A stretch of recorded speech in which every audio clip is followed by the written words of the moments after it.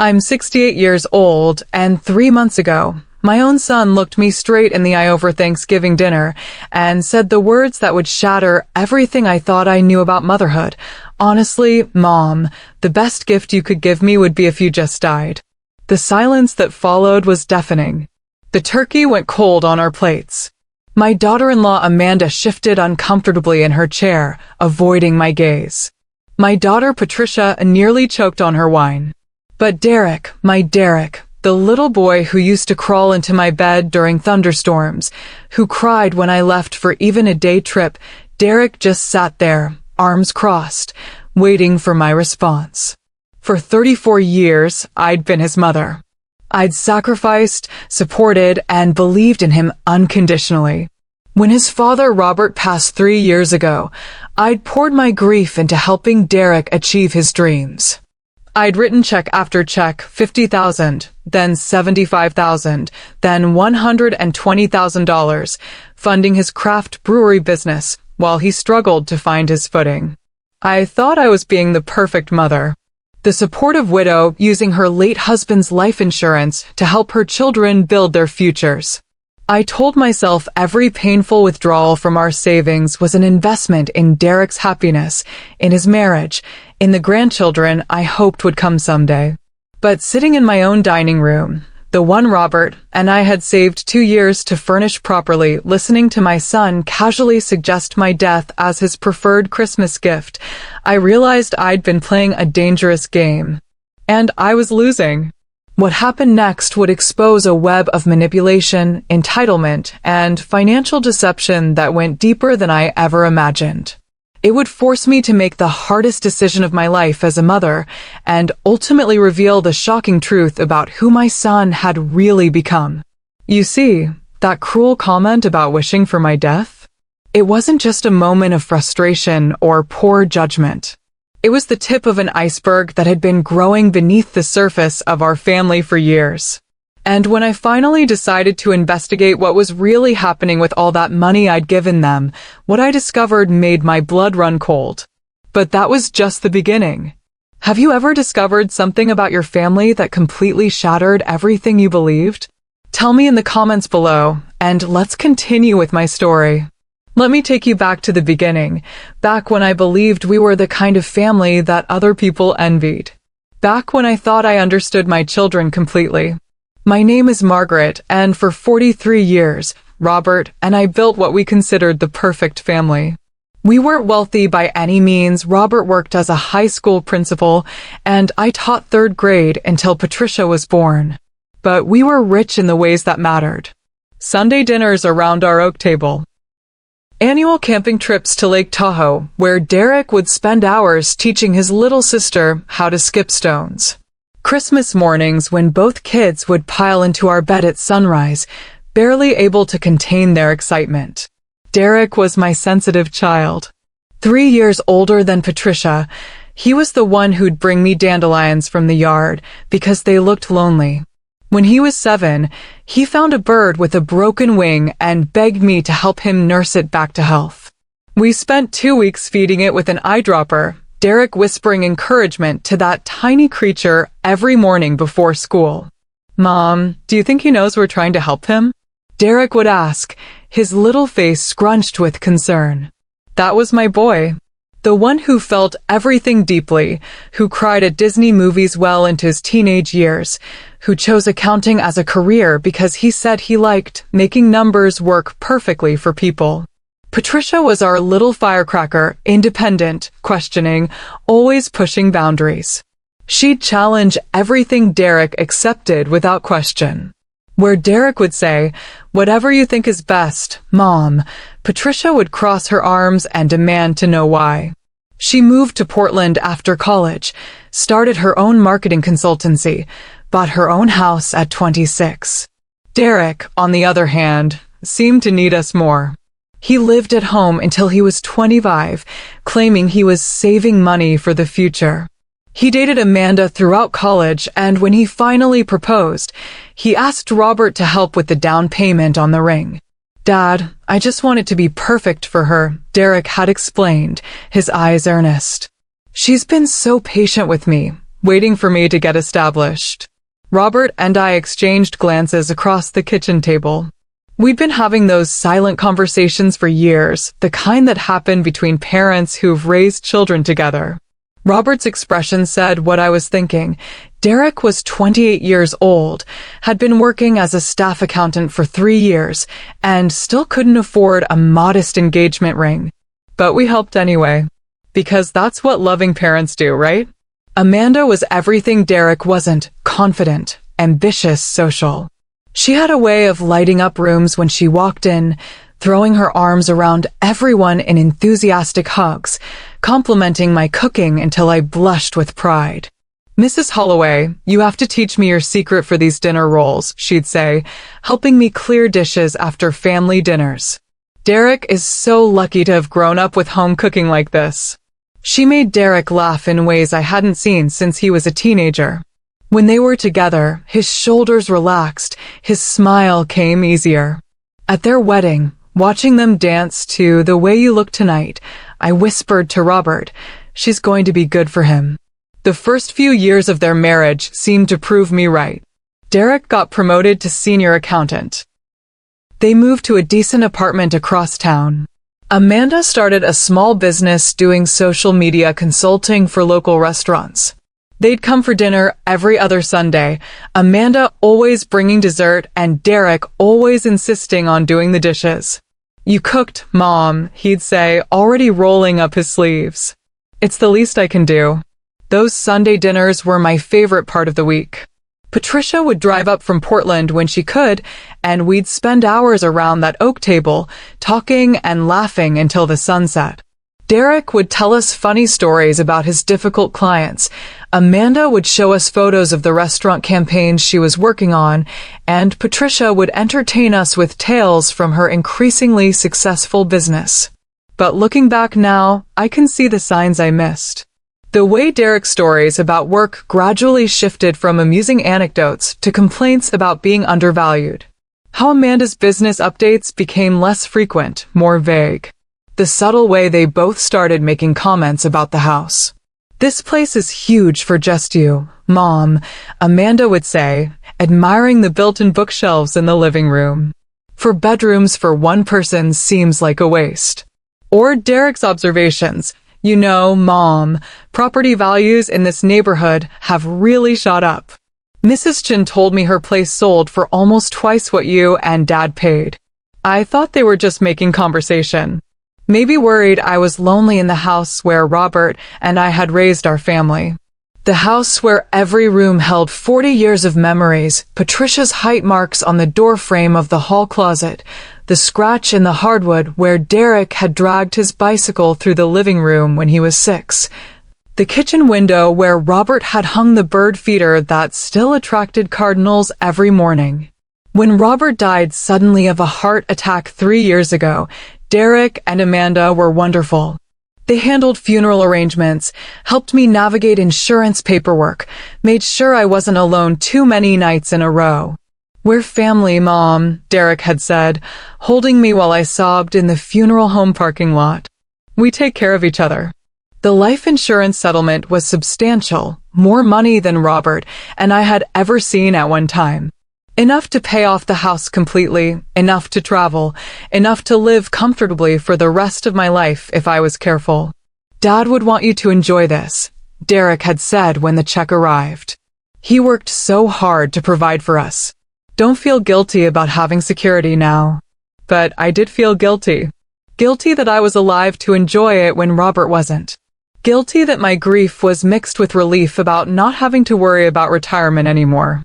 Guilty that I had so much when Derek and Amanda were still struggling with student loans and a small apartment. That guilt made me generous. Maybe too generous. It started small. When Derek mentioned they were having trouble making ends meet after Amanda's biggest client canceled their contract, I offered to help with groceries for a few weeks. When their car needed expensive repairs, I suggested they use my credit card and pay me back when they could. "You don't have to pay me back," I'd add quickly, seeing Derek's face fall with embarrassment. "What's mine is yours, sweetheart." That's what family means. The requests got bigger gradually.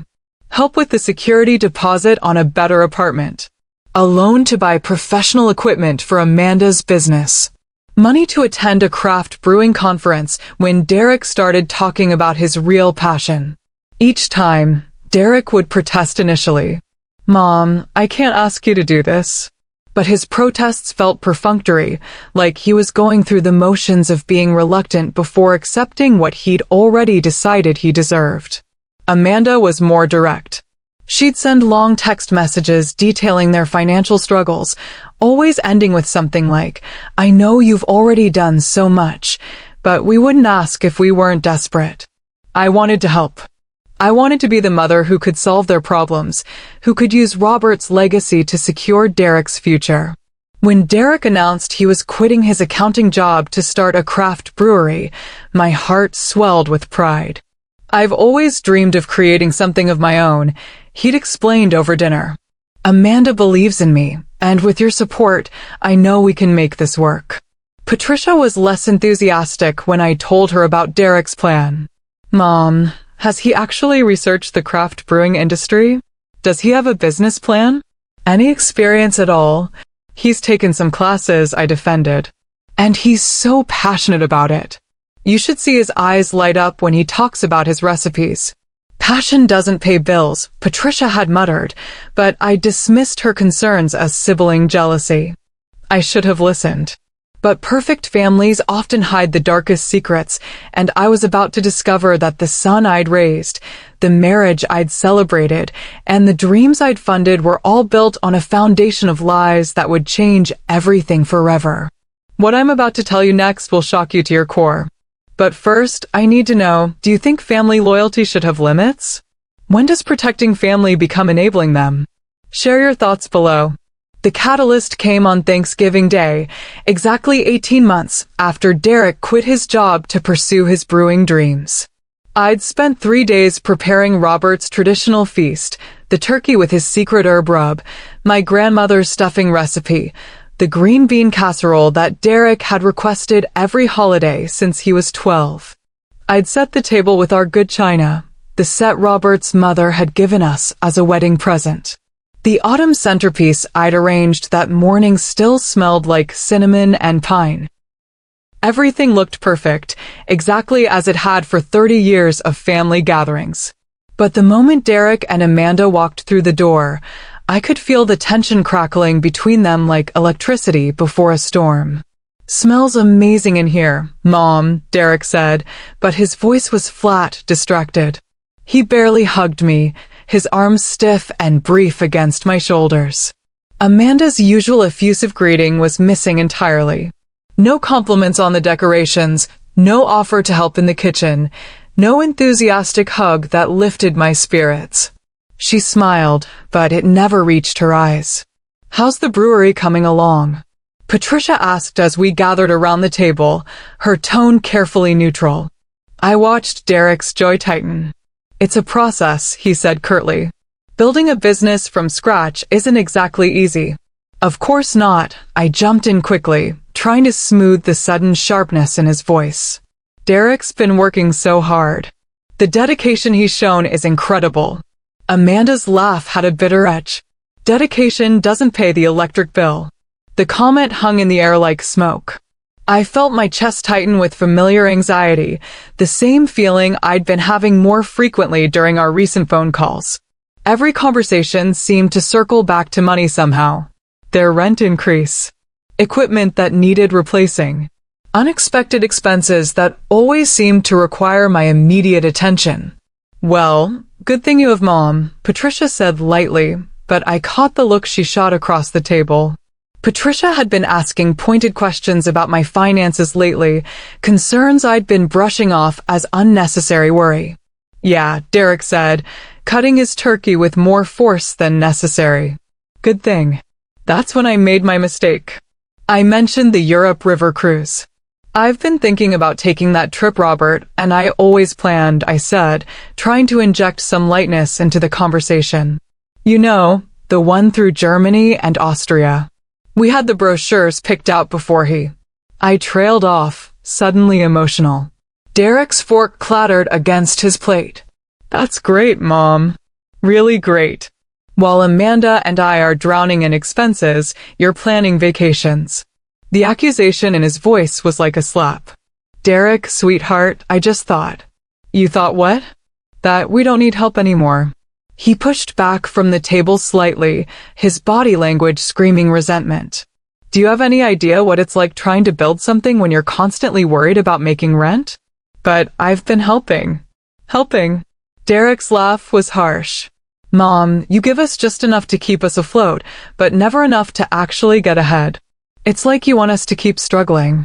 Amanda placed a warning hand on his arm, but Derek was just getting started. You know what would actually help? If you'd stop treating us like charity cases and start thinking about our future. We can't keep living in that cramped apartment forever. We need space, security, a real foundation to build on. That's when his eyes swept around my dining room, taking in the china cabinet Robert had surprised me with on our 10th anniversary, the Persian rug we'd saved for months to afford, the built-in corner hutch where I displayed photos of our family through the years. You're sitting on all this money, this house, and for what? You're 68 years old, Mom. How much time do you really have left to enjoy it? The words hit me like ice water. Patricia sucked in a sharp breath. Amanda's face flushed red, but she didn't interrupt.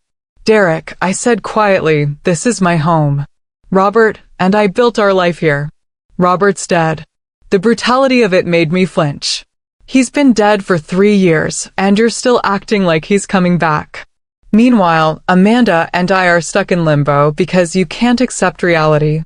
I felt tears prick my eyes, but Derek wasn't finished. Honestly, Mom, the best gift you could give me would be if you just died. The silence that followed was suffocating.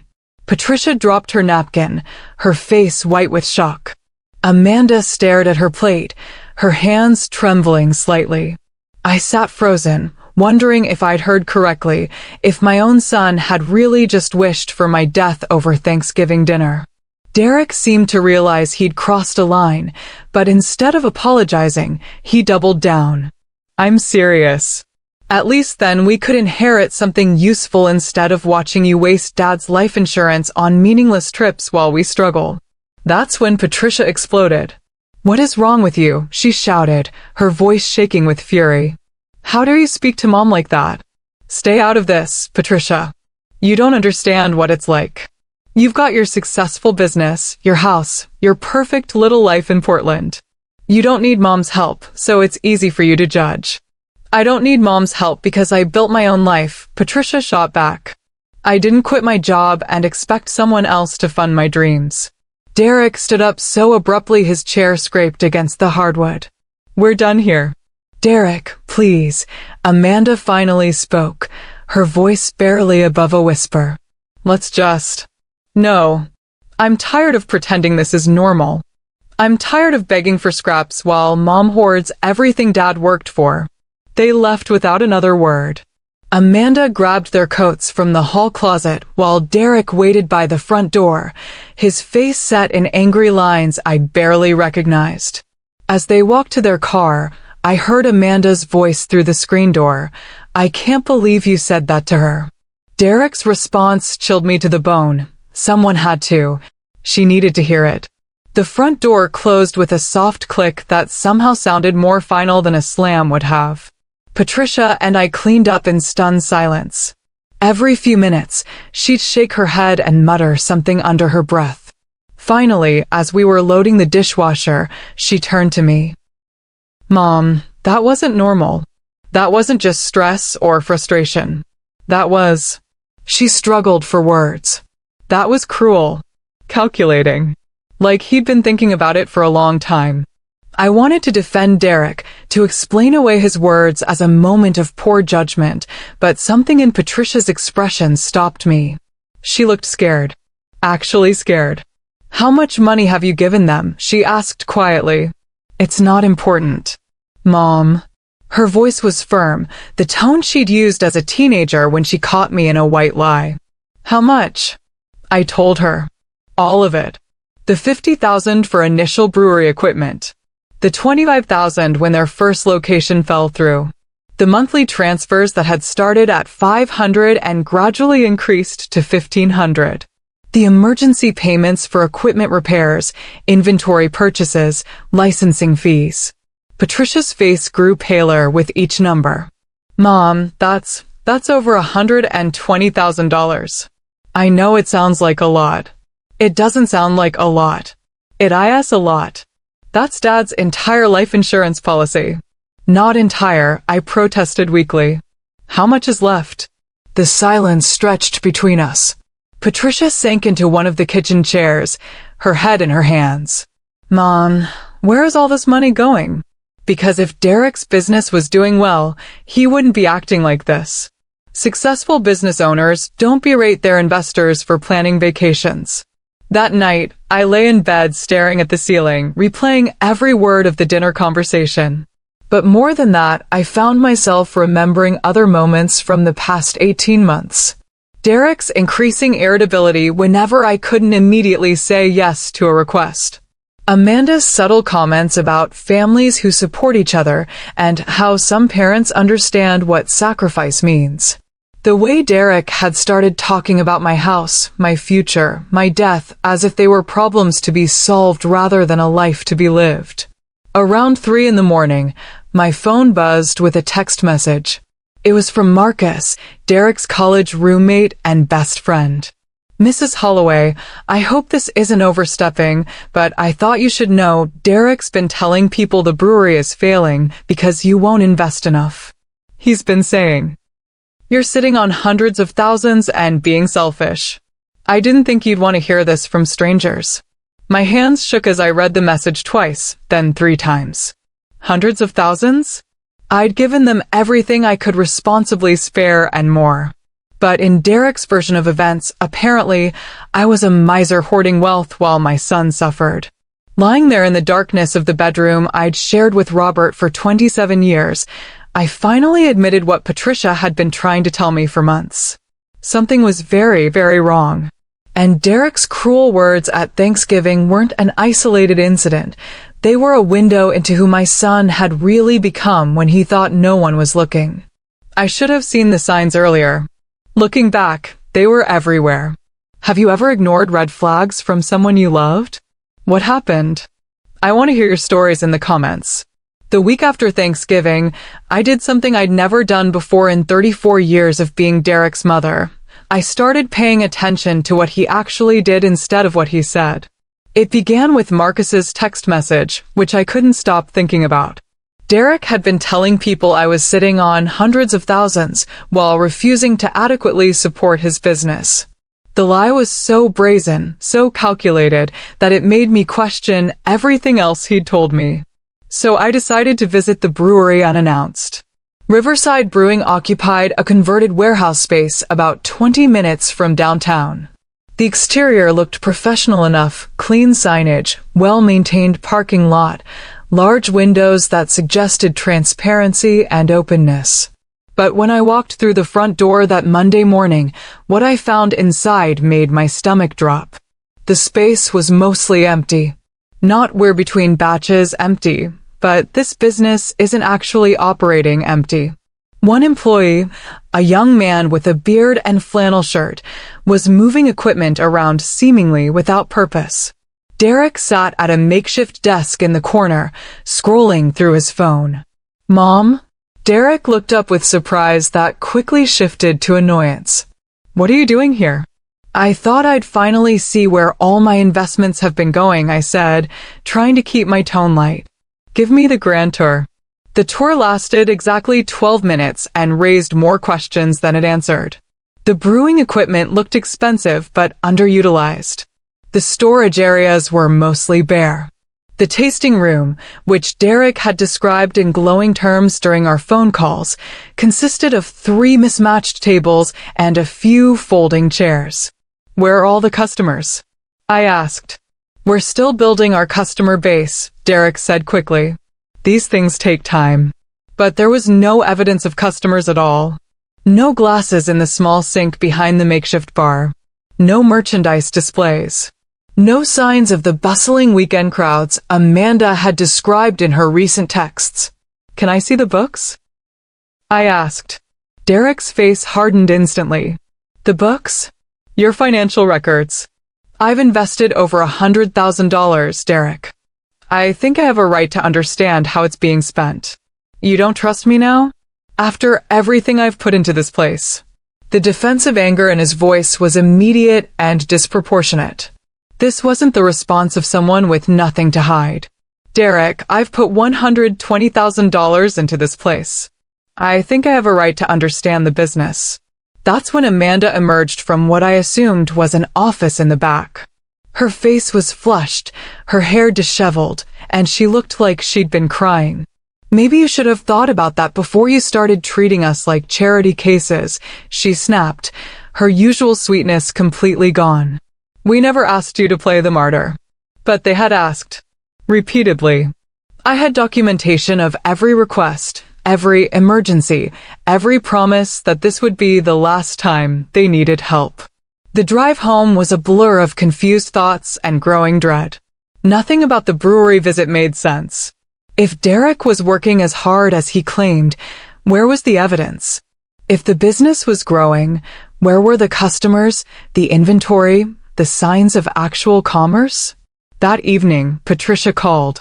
How are you holding up after Thanksgiving? She asked, but I could hear the real question underneath. Are you finally starting to see what I've been trying to tell you? I told her about my brewery visit. The empty space, Derek's defensiveness, Amanda's hostile outburst. Patricia was quiet for a long moment. Mom, I need to tell you something, but I don't want you to shoot the messenger. My heart started pounding. What is it? I've been doing some research about Derek and Amanda's finances. I was worried after Thanksgiving, so I looked them up online. Patricia, that's an invasion of. Mom, they took out a business loan 6 months ago. A significant one. From Pacific Northwest Business Credit. The world seemed to tilt slightly. What? $75,000. It's public record for businesses that size. The filing was in March. But Derek never mentioned a loan. He's been asking me for money this whole time, saying they couldn't get traditional financing. I know. And here's the thing, if they got a business loan, where did that money go? Because it sure doesn't look like it went into the brewery. I sank into Robert's old recliner, my mind racing. Maybe they used it for equipment I didn't see, or... Mom. Patricia's voice was gentle but firm. I also found their social media accounts. Their what? Instagram, Facebook. They've been posting regularly about their successful brewing operation. Photos of fancy dinners, weekend getaways, Amanda wearing designer clothes I know cost more than most people make in a month. My throat felt tight. Maybe business has been better than Derek indicated. The photos are tagged at expensive restaurants in Seattle, Mom. Wine tastings in Napa Valley. Amanda posted pictures from a spa weekend in Vancouver just last month. Does any of this sound like people who are drowning in expenses? I couldn't speak. The evidence was piling up like storm clouds, but I still wanted to find an innocent explanation. There's more, Patricia continued quietly. I found posts where they're complaining about unsupportive family members and how some people hoard wealth while their children struggle. They've been portraying themselves as victims of selfish parents to their social media followers. That night, I couldn't sleep. I kept thinking about Amanda's designer purse at Thanksgiving, which I'd noticed but dismissed. Derek's expensive-looking watch that I'd assumed was a gift from Amanda's parents. The way they'd both seemed so comfortable discussing my death as a solution to their problems. The next morning, I did something I'd never done before. I called Derek's former employer. Mrs. Holloway. Janet from the accounting firm sounded surprised, but pleased to hear from me. How are you doing, dear? I'm well, thank you. I was wondering, when Derek left to start his business, how did that go over with management? There was a pause. Well, to be honest, it wasn't entirely Derek's choice. My blood went cold. What do you mean? There had been some issues with client accounts. Nothing criminal, you understand, but some irregularities in his bookkeeping that made us uncomfortable. We gave him the option to resign rather than face formal disciplinary action. What kind of irregularities? I probably shouldn't say much more, but let's just say Derek had been moving money between accounts in ways that weren't entirely transparent. When clients questioned their balances, Derek would become defensive rather than providing clear explanations. After I hung up, I sat in my kitchen staring at the phone. Derek hadn't left his job to pursue his dreams. He'd been forced out because of questionable financial practices. Everything he told me was a lie. That afternoon, I received a call that confirmed my worst fears. Mrs. Holloway? This is Linda Martinez from First National Bank. My hands started shaking before she'd even finished introducing herself. I'm calling about the loan application we received from Derek Holloway. He's listed you as a co-signer and indicated that you'd agreed to use your home as collateral. The phone slipped in my hands. I'm sorry, what? The application for $200,000. He's provided documentation showing your agreement to guarantee the loan with your property. I just wanted to confirm the details before we process the approval.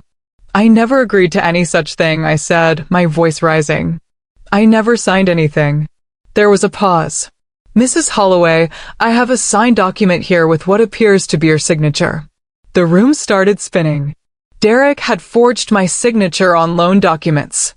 He was trying to use my house, the home I'd shared with Robert for 27 years, as collateral for a loan I'd never agreed to. Ma'am, are you there? Yes, I whispered. I need to see these documents. This is fraud. I'm going to transfer you to our fraud department immediately. While I waited on hold, my mind raced through the implications.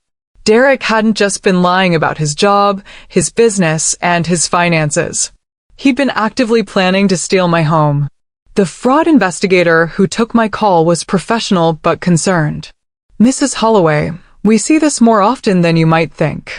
Family members who feel entitled to relatives' assets sometimes take steps that cross legal boundaries. What do I need to do?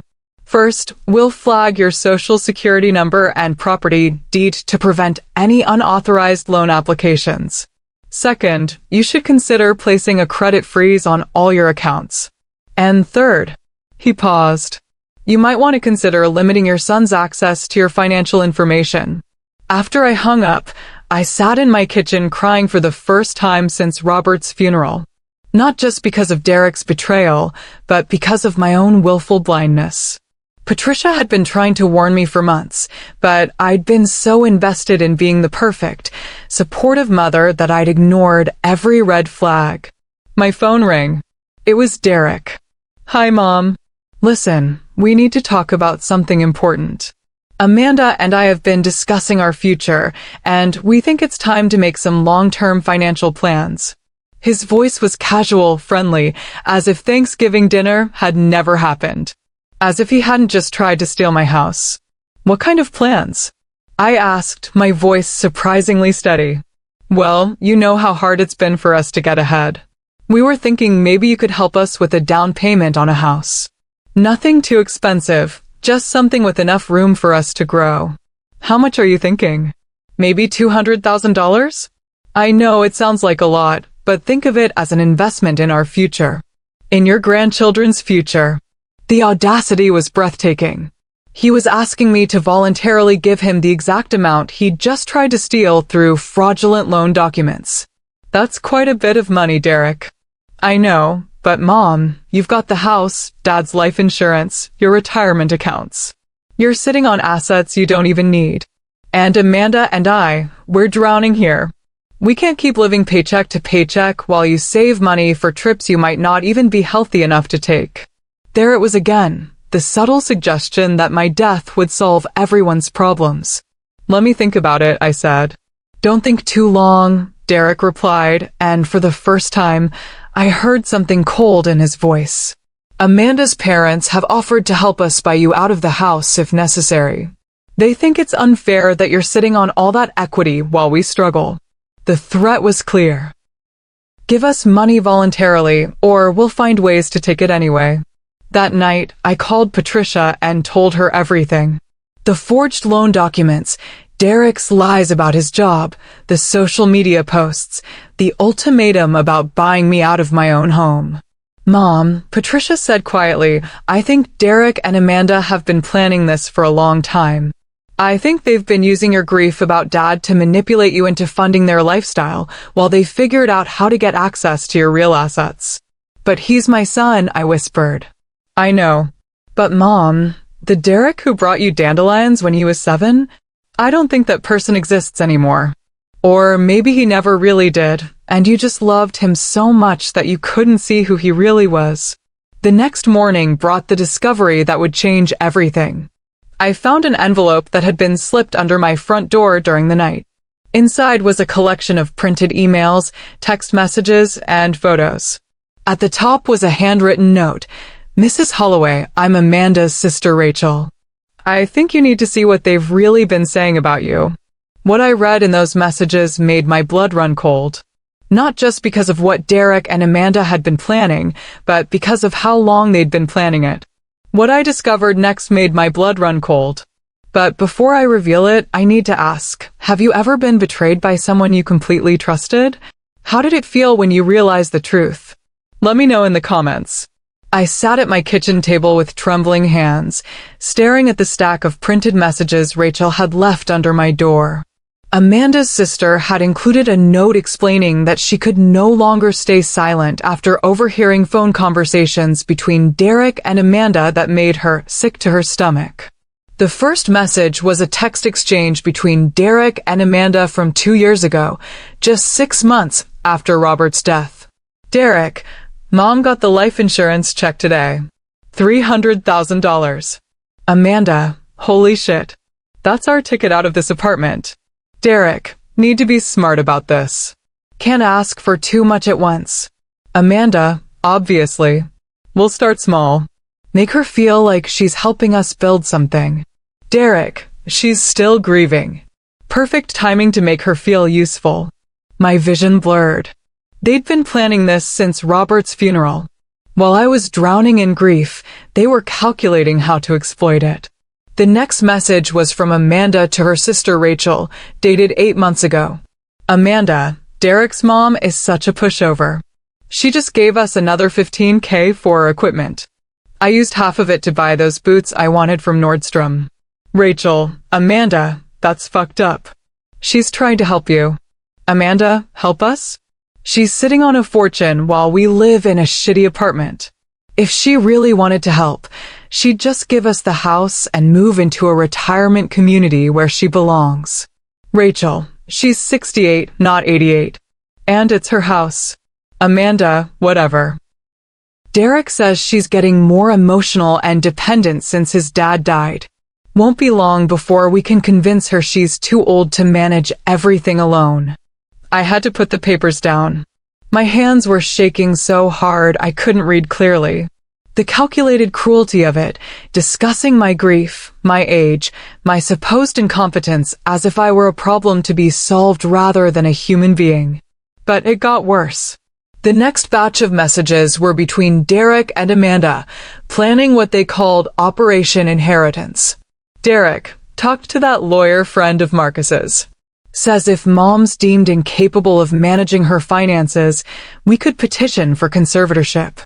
Amanda, how would we prove she's incapable? Derek, document everything. Her poor decisions, emotional instability, any signs of confusion. Build a case. Amanda, I've been keeping notes on her phone calls. How she repeats herself, forgets things we talked about. Derek, perfect. Also been thinking, if she has an accident or health scare, might speed things up naturally. The room started spinning. They weren't just planning to manipulate me, they'd been discussing ways to have me declared incompetent so they could control my finances. And that last message. Speed things up naturally, what did that mean? I found out in the next exchange, from just 3 weeks ago. Amanda, your mom mentioned she might travel next year. We need to stop that. Derek, why? Amanda, because if she starts spending money on herself, there's less for us to inherit. Plus, what if something happens to her while she's traveling? Foreign hospitals, complications, could work in our favor. Derek, you're right. Need to make her feel guilty about spending our inheritance on herself. Amanda, already working on it.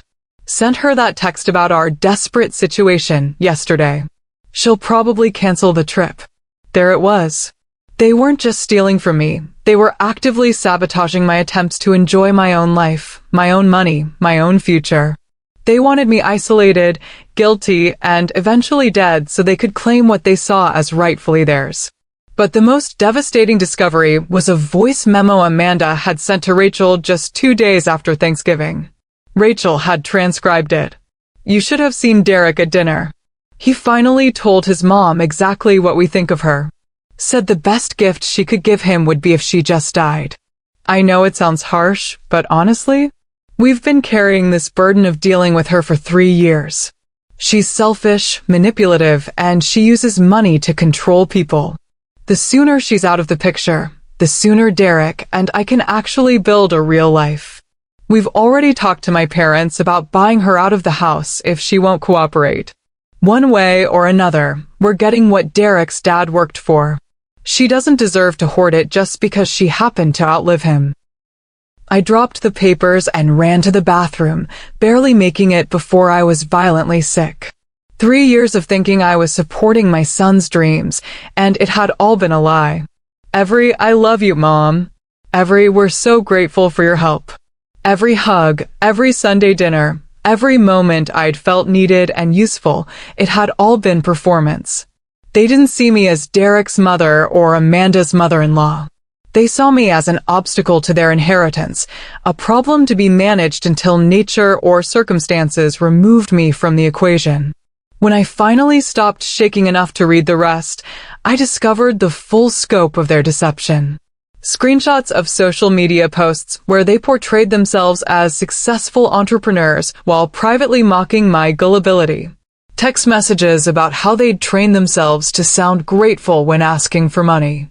Even a detailed plan for gradually isolating me from Patricia by suggesting she was jealous of their special relationship with me. The business loan Patricia had discovered? They'd used it to pay off credit card debt accumulated during expensive dinners and shopping sprees, while telling me they needed my money for business expenses. The brewery itself was barely operational, just elaborate set dressing to justify their constant financial requests. But the worst discovery was in Derek's messages to his college friend Marcus.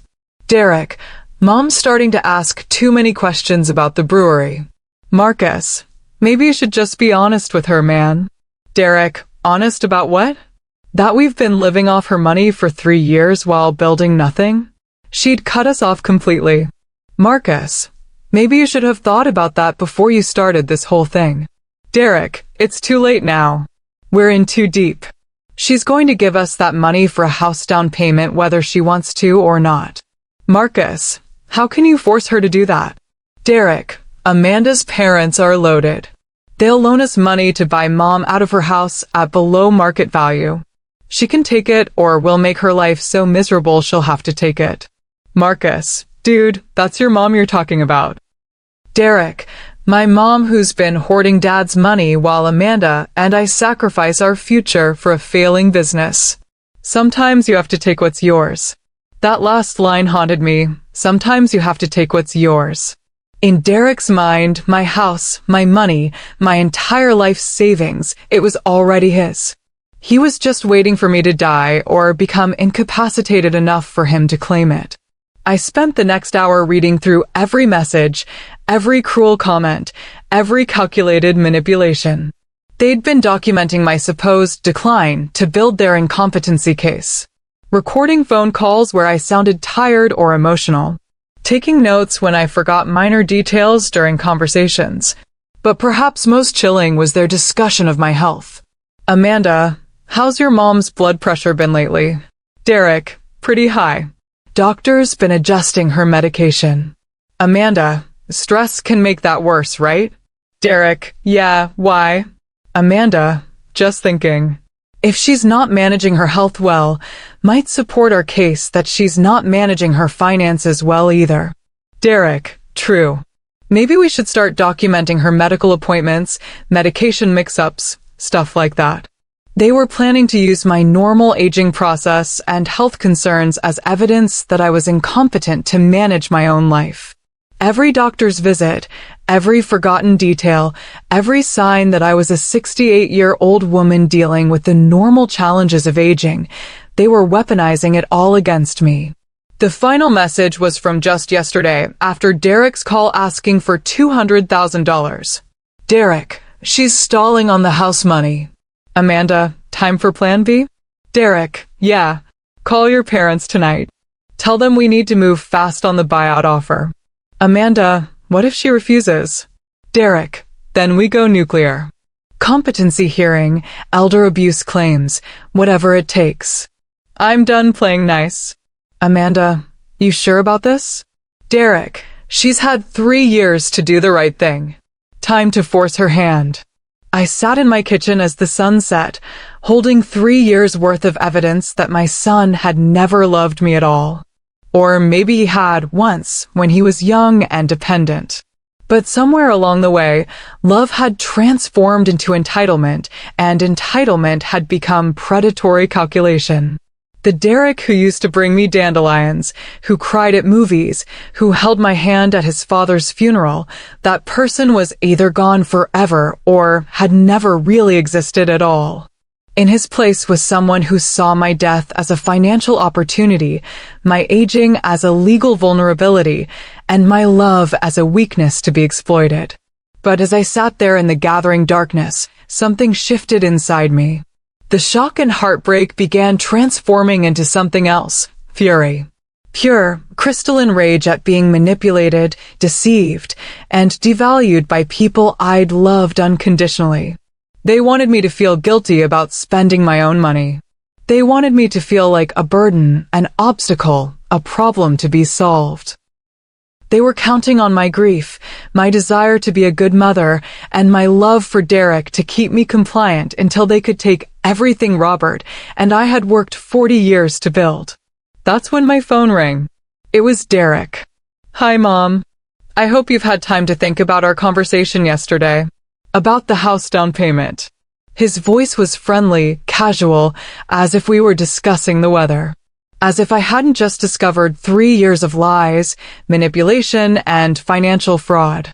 Actually, Derek, I said, surprised by how calm my voice sounded, I have been thinking. Quite a lot. Great. So you'll help us out?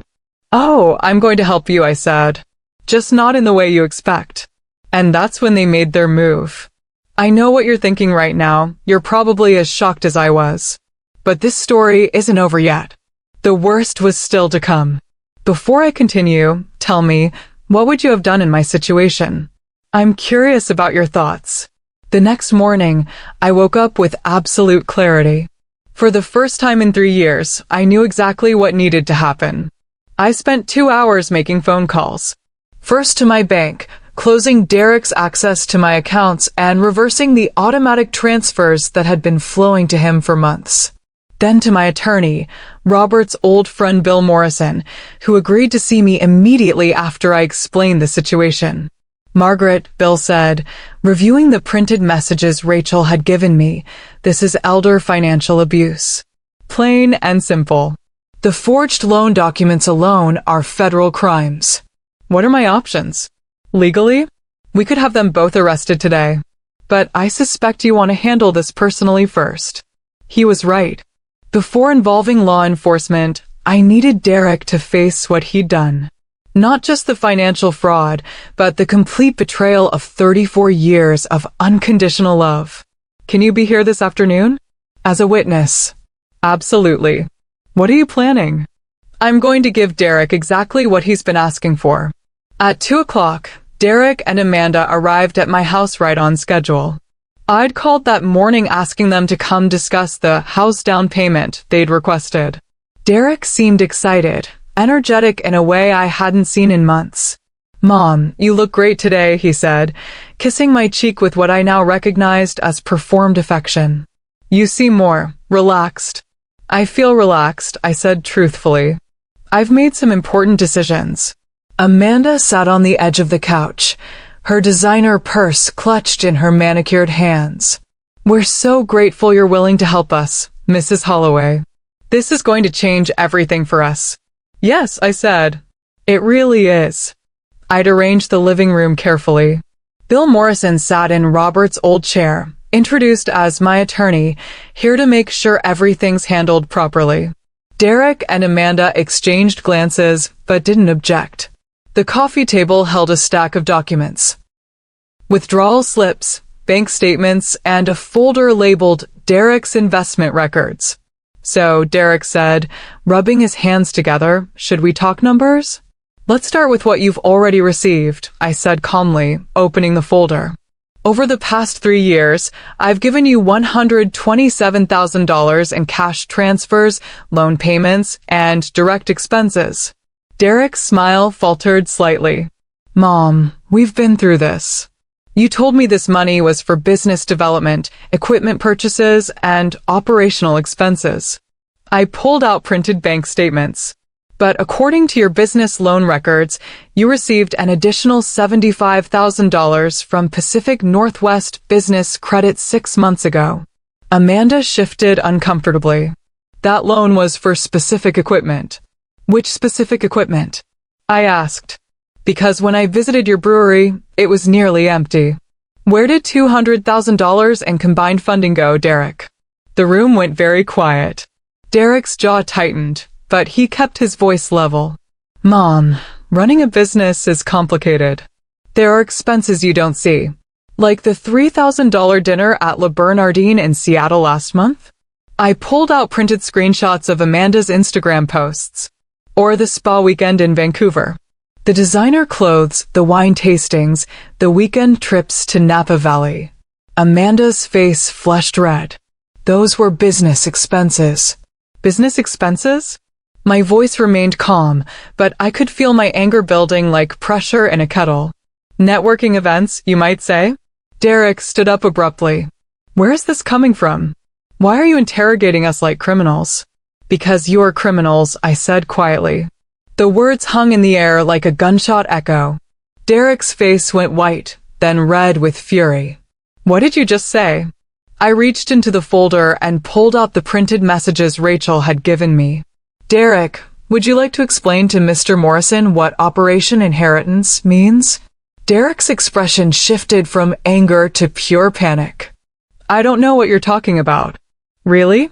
Because I have detailed text messages between you and Amanda discussing how to have me declared incompetent so you could gain control of my finances. I held up the first page. I have recordings of you discussing how my death would speed things up naturally. Amanda shot to her feet. Those are fake. Someone's trying to. Someone like your sister, Rachel? I interrupted. The one who got sick of listening to you plan my financial ruin over family dinners? Amanda's mouth opened and closed like a fish gasping for air. Derek sank back into his chair, his face ashen. You also forged my signature on loan documents, I continued, my voice gaining strength. Attempted to use my home as collateral without my knowledge or consent. That's fraud, Derek. Federal fraud. Mom, listen, Derek's voice cracked. This is all a misunderstanding. A misunderstanding? I stood up, and for the first time in years, I felt powerful. You told me the best gift I could give you is my death. You called me a burden. You planned to isolate me from Patricia, document my supposed incompetence, and steal everything your father and I worked 40 years to build. We never meant. You meant every word. I pulled out the final message, the one that had hurt most of all. Amanda sent this to her sister 2 days after Thanksgiving. The sooner she's out of the picture, the sooner Derek and I can actually build a real life. Amanda started crying, but they were angry tears, not remorseful ones. You had no right to read private messages. Private messages about stealing my money and hoping for my death? I had every right. Derek tried a different approach, his voice taking on the manipulative tone I now recognized so clearly. Mom, okay, maybe we said some things we shouldn't have. But we're family. We can work through this. No, I said firmly. We can't. Because you stopped being my family the moment you decided I was worth more to you dead than alive. I turned to Bill Morrison. Please give them the documents. Bill handed Derek an official-looking folder. These are restraining orders prohibiting both of you from contacting Mrs. Holloway or attempting to access her financial accounts. Any violation will result in immediate arrest. Derek opened the folder with shaking hands. Mom, you can't be serious. I'm completely serious. You have 30 minutes to leave this house and never come back. This is insane. Amanda screamed, her composure finally cracking completely. We're your family. You can't just throw us away because we made some mistakes. Mistakes? I felt my voice rise for the first time. You planned my financial destruction for 3 years. You celebrated the idea of my death. You forged legal documents and committed fraud. These weren't mistakes, Amanda. This was a calculated campaign to steal everything I had. Derek tried one last manipulation. What about Dad? What would he think about you abandoning his son? The question hit me like a physical blow, but not in the way Derek intended. It crystallized everything I'd been feeling. Your father, I said, my voice shaking with emotion, would be horrified by what you've become. He'd be heartbroken to know that the son he loved, the son he worked extra jobs to put through college, the son he was so proud of, that this son grew up to prey on his grieving widow. Derek's face crumpled. For just a moment, I saw a flash of the little boy who used to bring me dandelions. But it was too late. The police have copies of everything, I continued. The forged documents, the fraudulent loan application, the evidence of financial elder abuse. Whether charges are filed depends entirely on whether you leave quietly and never contact me again. Amanda grabbed her purse. This isn't over. We'll fight this. You're a bitter old woman who can't stand to see us happy. No, I said quietly. I'm a woman who finally understands the difference between supporting someone's dreams and enabling their greed. They left without another word. Derek turned back once at the front door, his face a mask of rage and betrayal. But he didn't speak. The door closed behind them with the same soft click as Thanksgiving night. But this time, it sounded like freedom. I couldn't believe what happened next.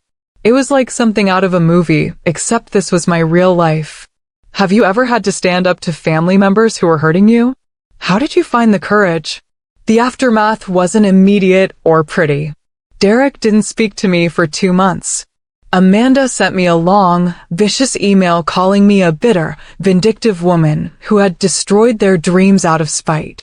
Some of Derek's friends fed his version of events, gave me cold stares at church and the grocery store.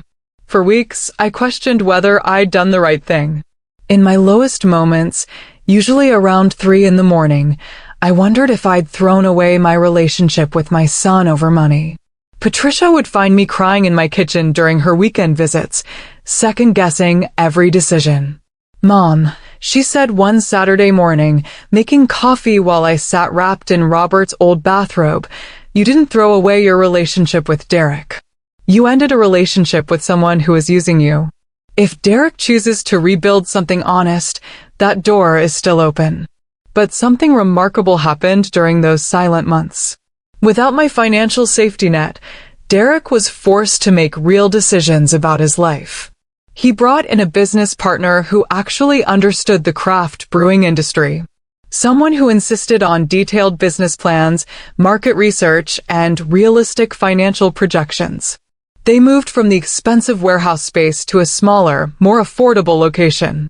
Derek and Amanda downsized to a 1-bedroom apartment they could actually afford on Derek's part-time income from consulting work.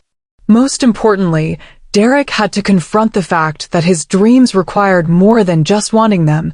They required sacrifice, planning, discipline, and genuine effort.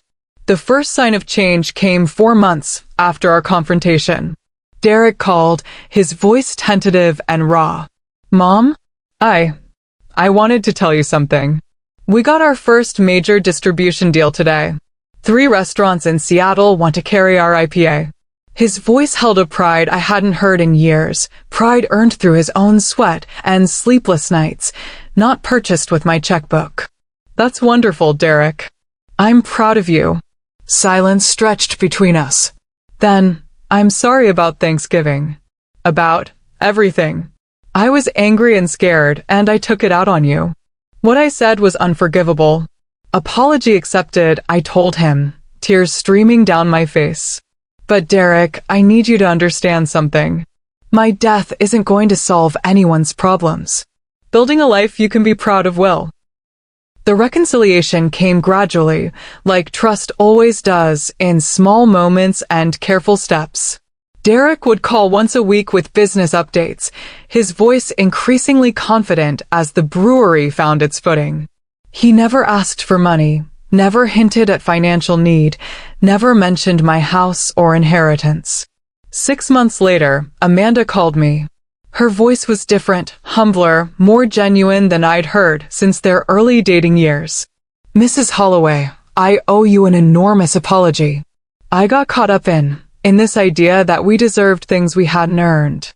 I turned Derek against you, and I'm ashamed of who I became." Today, 18 months after that terrible Thanksgiving dinner, Derek's brewery is turning a modest but real profit. He and Amanda live in a small house they're buying with their own mortgage, a house they toured together, budgeted for carefully, and celebrated purchasing with champagne that cost $12. We have dinner once a month now, always at my house, always with conversations focused on Derek's actual progress rather than his financial needs. He talks about recipe experiments, difficult customers, the satisfaction of solving problems through creativity rather than throwing money at them. Patricia joins us when she can, and sometimes I catch her and Derek laughing over old childhood memories, the real ones, from before entitlement poisoned his perspective. Derek still struggles sometimes. Small business ownership is genuinely difficult. But now those struggles are building character instead of building resentment. When equipment breaks down, he researches solutions and saves money for repairs instead of calling me with an emergency. When cash flow gets tight, he and Amanda eat at home more and plan weekend activities that cost nothing instead of demanding I subsidize their lifestyle. Most importantly, Derek looks me in the eye now when he speaks. There's no calculation behind his affection. No hidden agenda in his questions about my health or my plans. "Mom," he said during our last dinner together, "I know I can never really make up for what I put you through. But I want you to know I'm grateful you stopped enabling me. I hated you for it at the time, but it saved me from becoming someone I couldn't live with." The lessons I learned from this experience changed me profoundly. Enabling someone isn't the same as helping them. True support sometimes means letting people face the consequences of their choices so they can develop genuine resilience. Money given without boundaries often breeds entitlement rather than gratitude. When financial help becomes expected rather than appreciated, it's time to step back. Your death is not the solution to someone else's problems. Anyone who suggests otherwise needs a wake-up call, not more assistance. And sometimes the most loving thing you can do as a parent is say no.